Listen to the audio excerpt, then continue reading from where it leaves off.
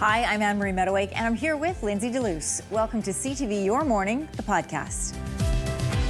This week, extreme drought conditions have forced a state of emergency in parts of Saskatchewan. We're going to find out how it could impact the future of farming.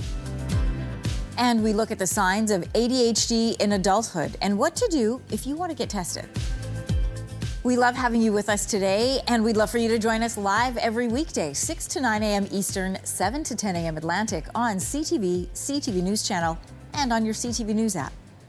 The provincial government is now trying to keep a small Ontario town open for business after its mayor announced it is going to shut down August 1st and lay off all of its staff and shut down operations.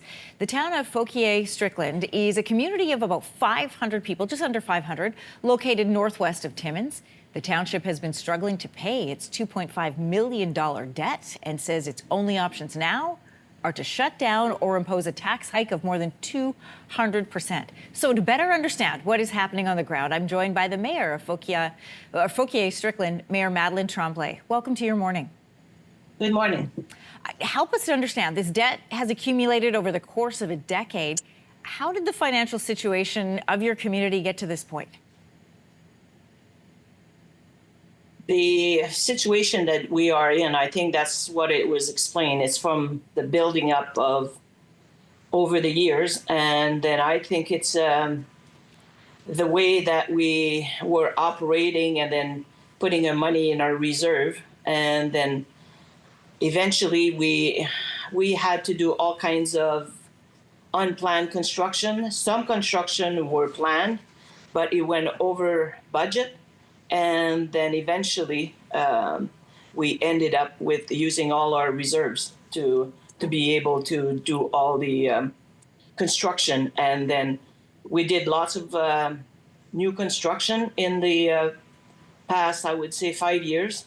And then the raising up of the COVID, we had some project that went over budget. So that put us in that kind of situation right now. So I'm trying to understand what it would mean for a town to just shut down. Can you explain to us what happens come August 1st? Excuse me, I didn't hear it right. Sorry. What happens when your town shuts down? How will it affect people in your community?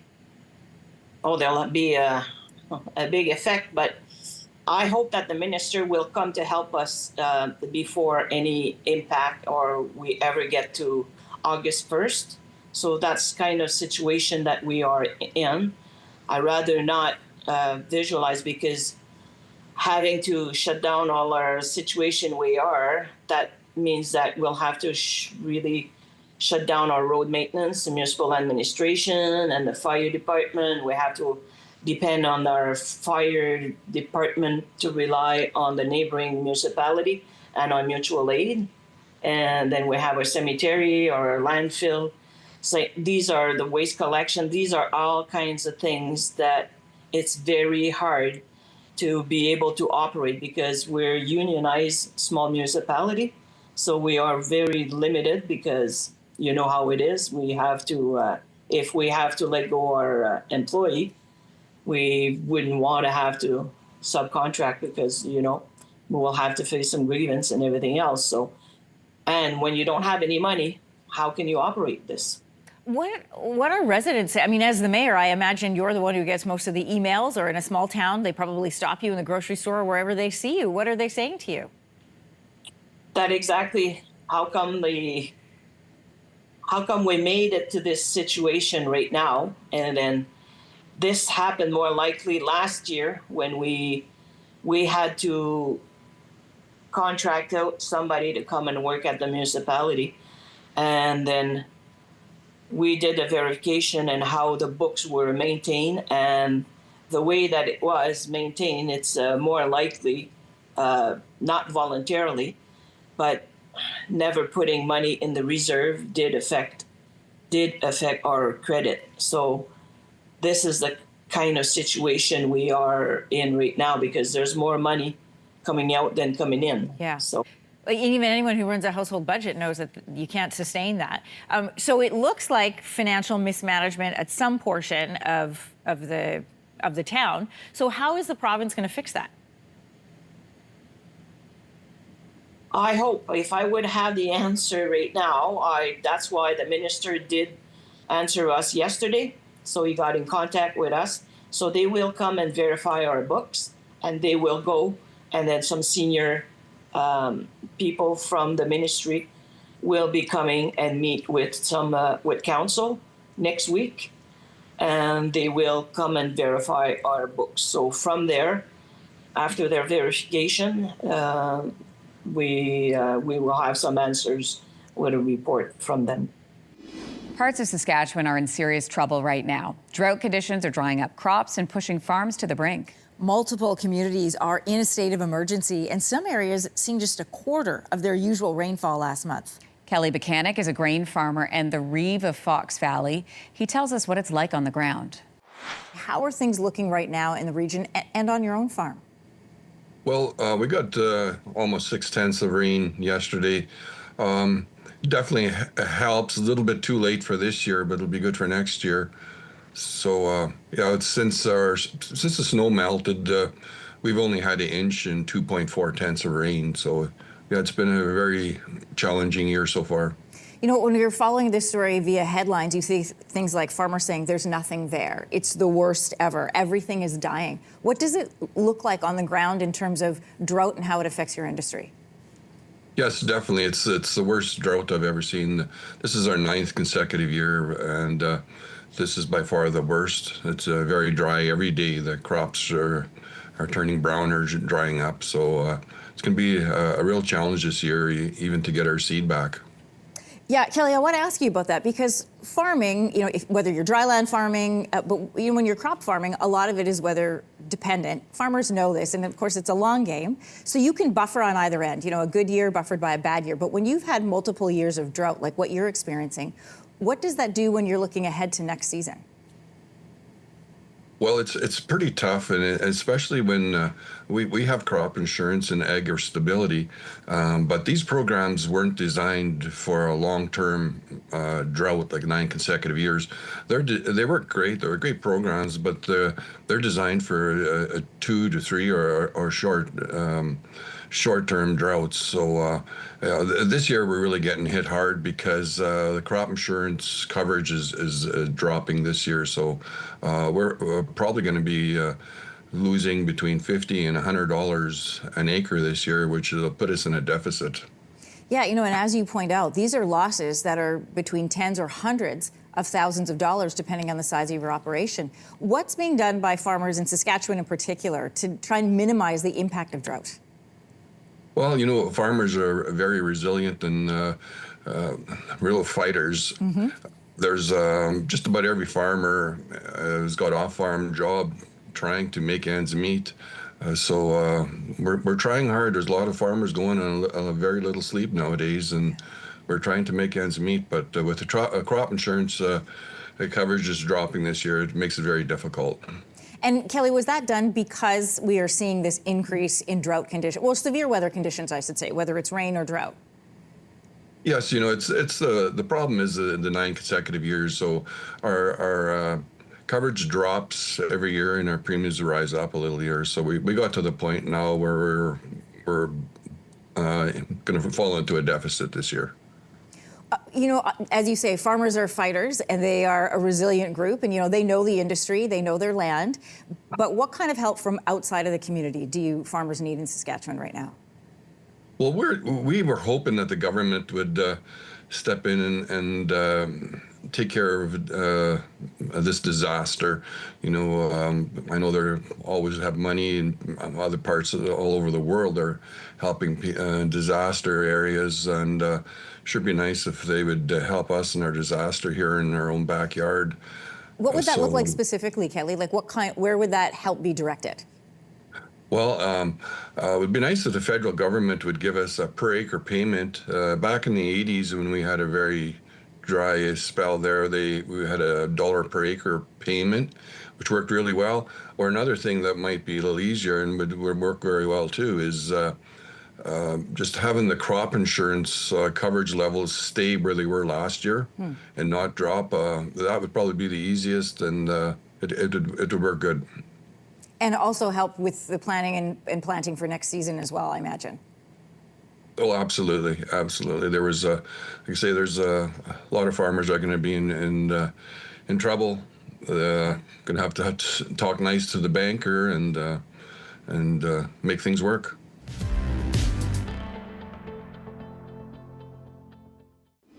You were probably just a kid when this song came out.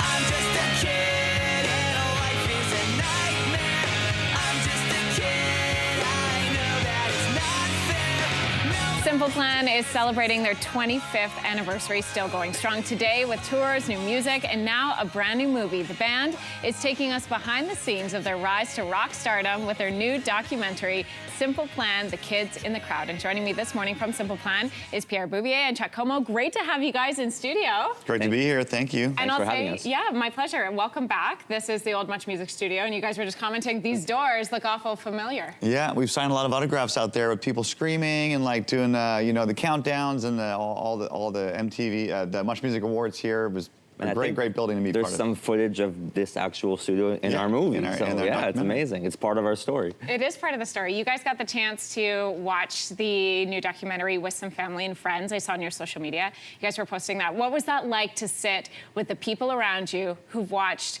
the last 25 years and now to see it on the big screen?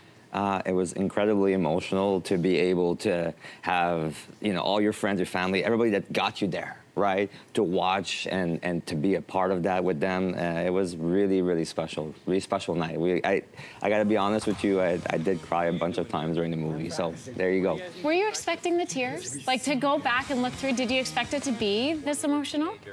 Honestly, like, I've been watching this thing so many times, and every single time it gets me. So Really? we've tried to make something that was emotional, that wasn't just like a documentary that just talks about like, oh, we did this and that. It was trying to get to the human side of the story. So yeah, I was expecting it. I thought it was going to be worse. Oh, that's amazing. What was it like going back and taking stock of like every decision that you made and all the success that you've had over the last 2.5 decades, 3 decades? It's pretty incredible because, you know, as a band, we always look forward. We always look to the next thing that we have to do and what's the next tour, what's the next song we have to put out. And for me, especially, I don't take a lot of time to sort of look back on what we've accomplished, and I'm always focused on how to get through the next one. So to be able to have all that footage put together in an hour-and-a-half movie about the beginning from when we were like 14 years old and we started our first band together and recorded an album in my parents' basement, and all that story for me, it was so cool to be able to take it all in, you know what I mean? Because now we have kids and we're you know, our mid-40s and we're still a band, we do what we do, but like it's been such a long time, but it feels like it was yesterday. But when you look at the movie, you're like, oh my God, we can look back at this and think, we did a good job. We did good, you know, and so that's something that's hard for me to do. So it was really nice. That's really cool. Yeah. I mean, like as a regular human, I do that process. I don't expect somebody, a band that like I've looked up to, that so many people look up to, that your fans all over the world look up to go through that same kind of retrospective process. Totally. It really humanizes. Absolutely. You guys, you're just like us. Yeah, just like a regular and it's people. not easy to No. summarize, you know, 25 years into an hour and a half. I mean, there's gosh. so many moments like, oh, I wish this was in it, or like, oh, should we put this in? And, you know, yeah, it was really challenging. And also there's 4 perspectives, right? There's 4 people, they have 4 different ways of looking at the story. So it was a real challenge to make, but I think everybody should have a movie made about them, because it gives you a chance to look at what you've done, the journey, the ride, and everybody's got a crazy ride. So crazy journey. So for us, it was remarkable. And when you have kids too, like, hey, hopefully you watch this one day and you kind of get to know your dad a little better, you know? So that was the idea. Like the main motivation at the end of the day was that, like the legacy to your, you know, to your kids, your family, everybody that worked with you on this, you know? Well, it's not just your perspectives in the film. There's also other big names in the doc, like Avril Lavigne, members of Sum 41. I want to know the relationship that you guys have with other Canadian artists today compared to when you all first started. Was it friendly competition and now a celebration, or has it been the same, or has there been evolution? I think it depends on who it is, you know what I mean? There's some people that were a little friendly competition, and some of them that were really mentors.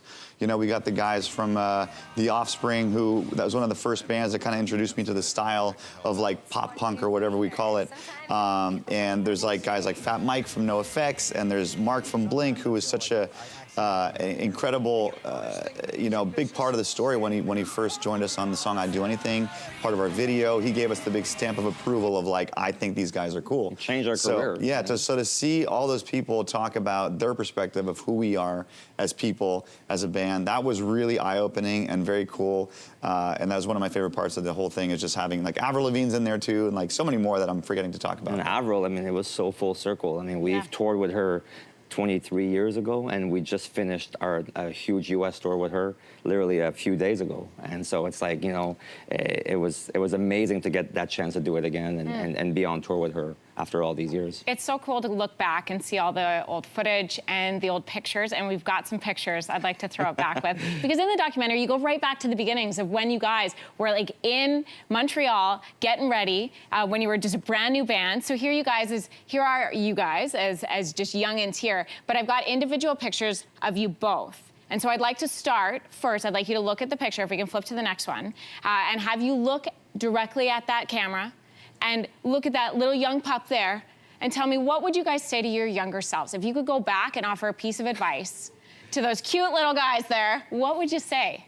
I would try to not say too much, because obviously, we've been blessed with an amazing career, and I think that we've, had a lot of tough decisions in that time, but obviously we made a few good ones. And I wouldn't want to say too much, because I don't want to mess it up. I don't want to be like, don't worry about it, it's going to be fine, because then I might just like, lose that drive a little bit. So I would just say, hey, keep going.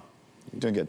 Yeah, I think I would say, for me, I'd say like, you're on the right track. Like it's okay to be a little crazy and obsessed about something, and to really want something, and that, and it's like, sometimes people look at you and they go like, oh my God, you're out of your mind, like, think about something else while you're obsessing about this. But sometimes I think that's what it takes, so I say keep going, you're on the right track. And I would say just take a bit of time to appreciate it and to enjoy the great stuff, because like Pierre was saying, sometimes we don't do that. And I think just kind of take it all in. It goes so fast. Yeah. It's like it spins like this whole career was like, for us, it feels like yesterday. So take it all in. Take it all in. Yeah. Chuck, Pierre, thank you so much. Congratulations on the documentary. Thanks so much. Okay, Fair so enough. if you were putting maybe a bagel in the toaster, you're grabbing some cream cheese out of the fridge, but what do you do if it's brand new and the plastic lining or the foil lining is still attached? I think there are two types of people in this world. There are the types of people that when they buy a dip or a sauce, they open the lid, they see the plastic lining on top, they open it halfway, okay, you following? And then when they're done using it, they let the plastic lining back on, and then they put the cap back on, they put it back in the fridge. That's a hopeful romantic, okay, following? The other type of person opens the lid, sees the plastic lining, rips it off right away. They understand that that's actually not offering any more protection, because you've now released it to the open air. They put the sauce back in, sauce or dip, with the lid on. Just that. No plastic lining anymore. They put it back in the fridge. That person is a realist. That person understands truth. They're an adult. Okay, I used to be the plastic lining person. I used to say, oh, well, it's protecting it, it comes with it kind of keeps it covered. No, it's not doing anything for you, babes. It's just gross. I think there are two types of people. I did not realize there were two types of people. I recently had this debate with my older sister. So I love this, that Philadelphia cream cheese even chimed in the comments saying, this isn't talked about enough. This is true. So we have a poll up right now. Do you remove plastic lining on your sauces or your dips? I think there are two types of people, as you said, and I think they marry each other. Oh, which one are you? Which camp are you? Yeah, so I'm a full ripper. Yeah, me too. It is I'm a ripper. But I will say I take it, and then there's always like residual dip or sauce or sour cream, and I will remove that and utilize it. Like I will eat it off of the plastic lining, and then that goes right into the garbage. And Jay is a lever honor. How much does he do? A half? A half-size. Sometimes he'll do a 3/4 and then still put it back down. And I'm like, all you're doing is flopping it into the dip. That's right. It irrationally frustrates me. Like to the point where I like will pull, I don't even want the yogurt, and I pull it out and I know the plastic thing is still out there and I rip it off just to put it in the garbage. I feel you. I'm with you. Full rep. Full rep. You're right, because then the half thing goes into so then when you go to open it, it basically, there's a mess. You get sauced. What's his rationale on that? Like, why does he do that? I don't know. Have you ever talked about it? No, Or you just I can't, because I clearly am way too heated about it. And if I bring it up, he's gonna be like, "What is your deal?" Do you think that? Calm down. I leave it on. You leave it on? I do. I do. You leave it on What do you too, mean Connor? You knew it until it jumps in my ear and he's like, "I knew it." Of Why? all people. I don't know. Because I don't know. I think because my mom does. But my sister and I, like, I was visiting her house and she's like, "Why do you leave this on? This is so gross." And It I was is like, so gross. So yeah, it like makes her irrationally upset too. I don't know. I think it's because my mom does. You And know so you my can kids do. stop it if you want to. You Yeah, can. but in my mind, Yeah. it's keeping it fresher longer.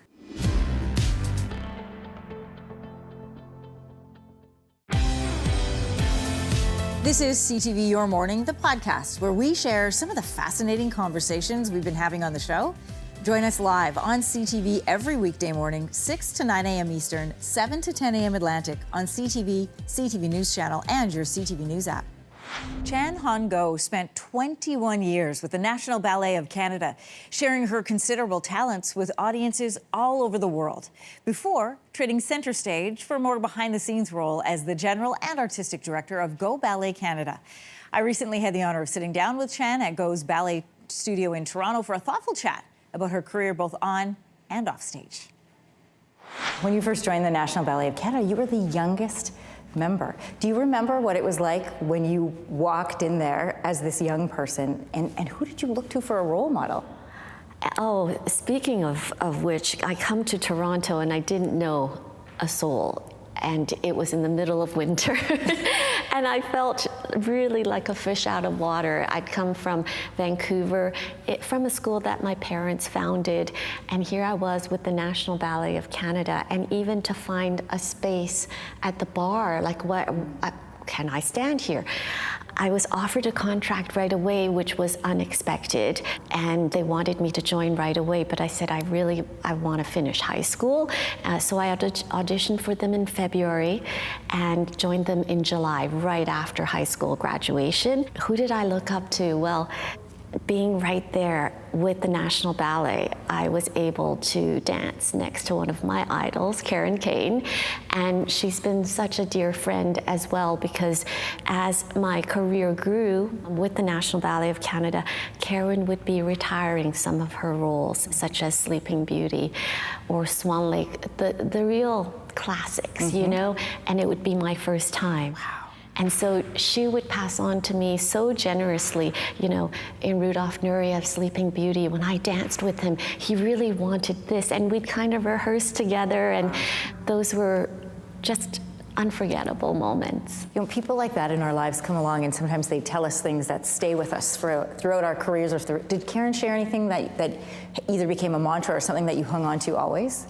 In fact, yes. I remind myself of those words all the time. It was a little later on in my career when Karen had already made that transition from a principal dancer to be the associate director of the National Ballet of Canada, and I was thinking that I would probably decide to retire in the next year, and I didn't know what to do. So I just remember one day, and this was always weighing heavy on me, and we came across one another in a hallway, and I said, I'm really nervous and I'm quite fearful of what's in front of me. And she just patted me on the shoulder and she said, a few things, but the most important thing was, Chan, you will always be an artist, no matter what you do. And that grounded me so much. And now, you know, whether it's a big business decision, you know, like renovating this new studio space and, you know, learning about materials, architecture, rezoning, or, you know, dealing with financials and budgets and all of this. Whenever I feel, you know, like I'm out of my comfort zone, I'm constantly reminded with those words that I'm always an artist and that I have to trust my instincts. So you were the first principal dancer at the National Ballet that had Chinese heritage. Do you remember what that felt like to be the first? Was that present in your mind? Were you aware of it? I hadn't thought much about my racial heritage or if there was anybody that done this before me. I just really worked hard. I knew that I really had to prove myself. And so when it was that I got promoted to principal dancer, around the same time the company was celebrating its 40th anniversary. And the archivist came into the studio and she was talking to a few people and she came up to me and she goes, "Chan, I came across a very interesting fact about you." And I said, "What's that?" She said, "You're the first principal dancer we've ever had of Chinese heritage in the history of the company." Wow.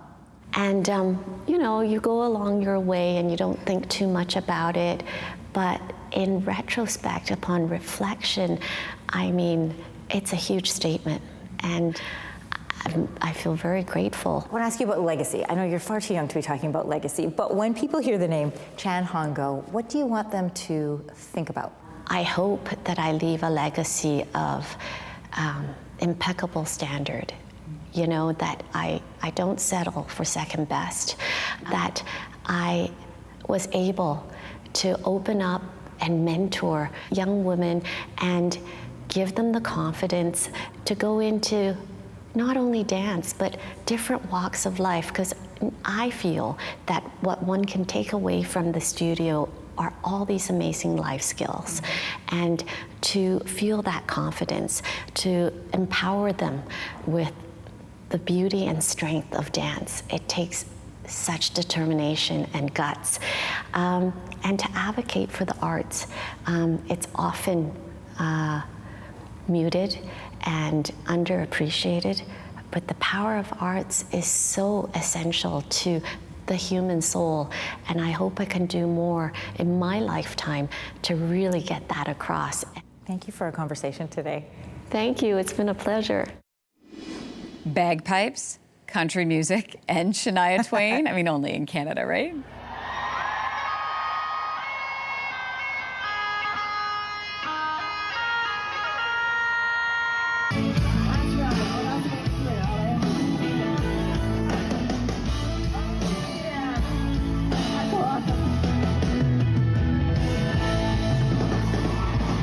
So that's Ali Walker, Prince Edward Island's rising star, sharing the stage with Shania Twain last summer.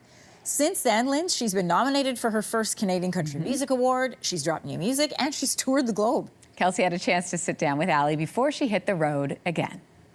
How does it feel to now be sharing the stage with Shania once again? When I look at that video, it's pretty crazy because I decided to be a singer and do this full time, in grade 12. It was the first time I ever sang in my life, and I just got the bug, and then now to be here like 16 years later, not realizing how long it really does take to have this career. It's very not overnight, so all the hard work that I put in means so much more when I get to have an opportunity like Shania Twain. Like, I just soak in every moment and relive it over and over because I'm so grateful. So grateful. Yeah. So you were born and raised PEI. Yes. You moved to Toronto a few years ago, but now you've relocated to Nashville. Yeah. And since then, you've been busy. You've got new music and performances all in the last couple of years. So what has that been like? Does it feel like a whirlwind? It does, because, I was living in Toronto for 12 years playing dive bars and legions and weddings, everything I could do just to get myself ready for this moment. And, although it did take longer than I thought, it makes me,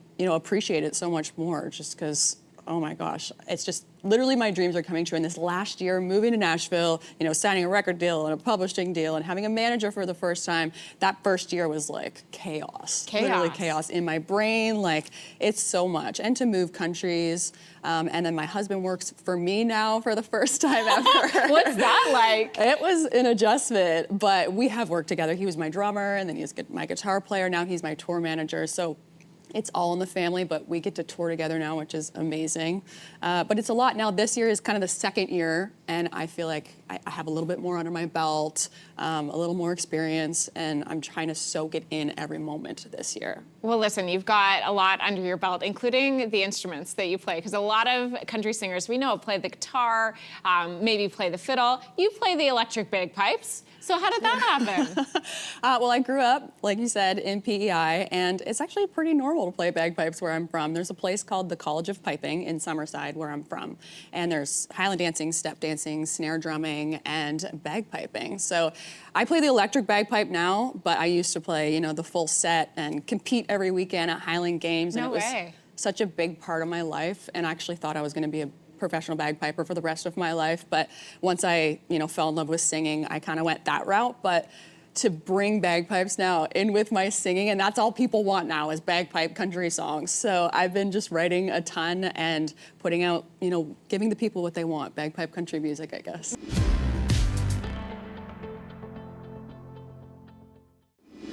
You may remember we previously looked at ADHD in children on this show, but what about getting a diagnosis as an adult for the first time? Yeah, what are the signs and the steps for getting that diagnosis? Dr. Joan Flett explains. So you're wondering about 24.5%. It seems like a huge number. It does seem like a huge number. Yeah. But let me tell you, prior to those numbers, very few adults were being treated. So now adults are coming forward to be treated. ADHD, there's the prototype that ADHD is the misbehaving Dennis the Menace, little boy bouncing off the walls. That's one type of ADHD. There are many other types of ADHD. Many people with ADHD are inattentive with ADHD, and they're not picked up, particularly girls. What does that mean when we say inattentive ADHD? Inattentive, well, they do not tend to have the hyperactivity, impulsivity, bouncing off the walls, but you know, they may be more inattentive, they may be daydreamy, they may not be paying attention to what needs to get done. So they're not picked up in school, and they're not on a teacher's radar screen necessarily as problematic in terms of school stuff, etc. And they may be doing great, getting B's and C's, but maybe they should be getting A's. Right. And so then you live your life, you've gone through all your school age, and now you're an adult. Yeah. Does it present differently as an adult?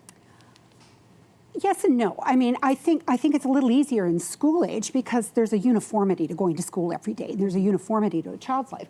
Our lives as adults tend to be, you know, more complicated. And so it's a little more difficult to sometimes pick up ADHD in adults. You know, is it depression? Is it anxiety? Is it smoking too much cannabis? You know, what is the cause? But a good clinical history will generally pick it up.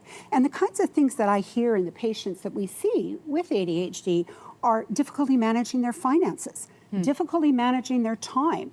They've got a project to do at work, they don't start it to the last minute. There's tremendous procrastination. Or they don't get their work done within a full day, and they end up taking much work home at night, and so they don't have any personal time. Or else they're always behind the 8 ball. They're getting into trouble at work. And this also spills over into relationships, not getting things done at home, not managing children as much, etc. There are a lot of things that one sees in someone with ADHD. So what does the testing look like in adults? Well, I mean, basically, it comes down to basic medicine. It's a good clinical history. You know, you need to sit down and take the history. What is the current complaint? What is the past history? What were you like as a child? Because we want to know that this has been going on for more than just 6 months. And also, we want to know family history. And, you know, you can look back in a family, you may not have a formal diagnosis, but what you may have are people who have many ADHD traits or concurrent mental illnesses that may be like ADHD. So you want a good clinical history. We always get questionnaires, which are very helpful, and they help lead us towards the diagnosis, but really it's a good clinical history, and that's where we start. That's where you start. And then where does it go from there? If the diagnosis is ADHD as an adult, what are your options? Well, in terms of treatment, if you've had an assessment, you've been diagnosed with ADHD, then what we look at in terms of treatment is ideally what we call multimodal treatment. What that means is medical and psychosocial treatment. So medical treatment is very important, and the medications that we use for ADHD are extremely effective at mitigating the challenges that one has with ADHD. And people often fuss so much about medications. I don't want to go on meds, but they really can be life-changing. And we see this across the lifespan, that when people actually get settled on a good dose of medications, patients come back to me, and I hear this several times a week. Thank you so much. This has changed my life. I'm doing so much better at work. I'm not yelling at my son at night. I'm managing things better. I filed my income tax on time. So I hear these things. So medications are very important, and they're very effective at managing. We are talking about living with disability and the importance of being seen. You know, many children are taught not to stare at someone who might look different from them. But the problem with that means that we're teaching kids avoidance instead of compassion and understanding. And a new board game is hoping to make those conversations easier both for children and caregivers. Lindsey Deluce is a lawyer turned disability advocate and inclusive leadership expert. She's back on Your Morning with more. Great to have you back on the show. Thank you for having me. This time you came with games, which is did, great. Yes. I'd like to start with the advice that I think parents and caregivers feel is the right thing to do. The idea of telling your kids, don't stare at someone who looks different. Can you walk us through more in depth why that is problematic and what you should be doing instead? Yeah, so, you know, a wild thing about me is I lived my whole life with a physical disability, didn't start talking about it until 2 years ago. Wow. when I lost my dad who had the same disability.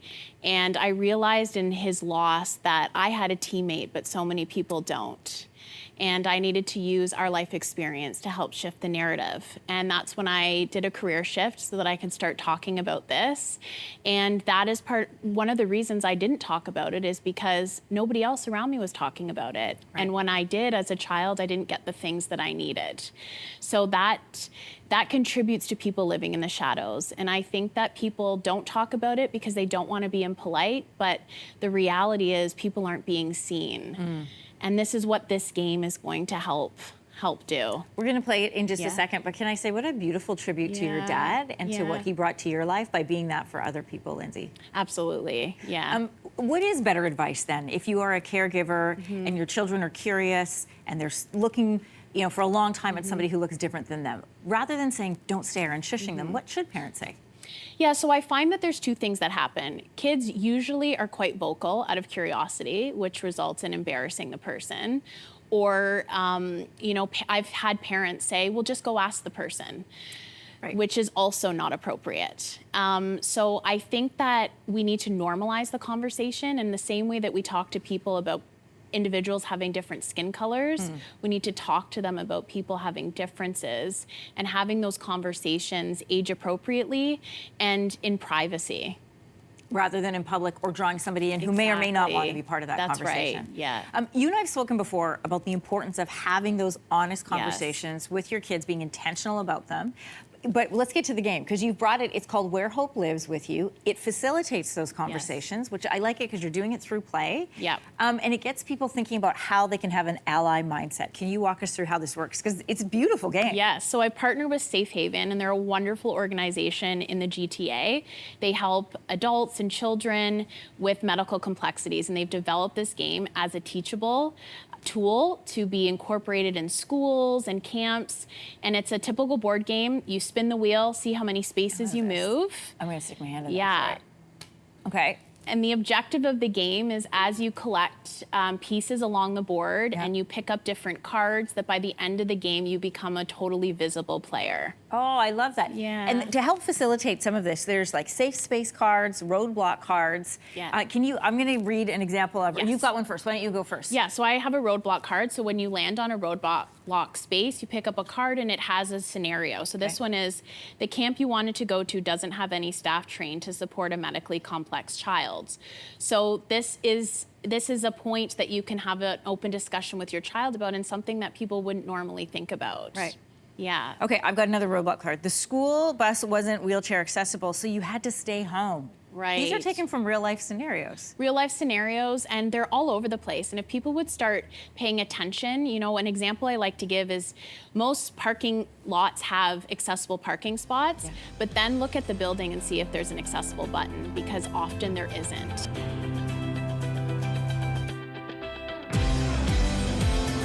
Thank you for joining us today. And don't forget to download or hit subscribe to CTV Your Morning, the podcast, wherever you're listening to us right now. And you can join us live every weekday morning on CTV CTV News Channel and your CTV News app. Start your morning with us.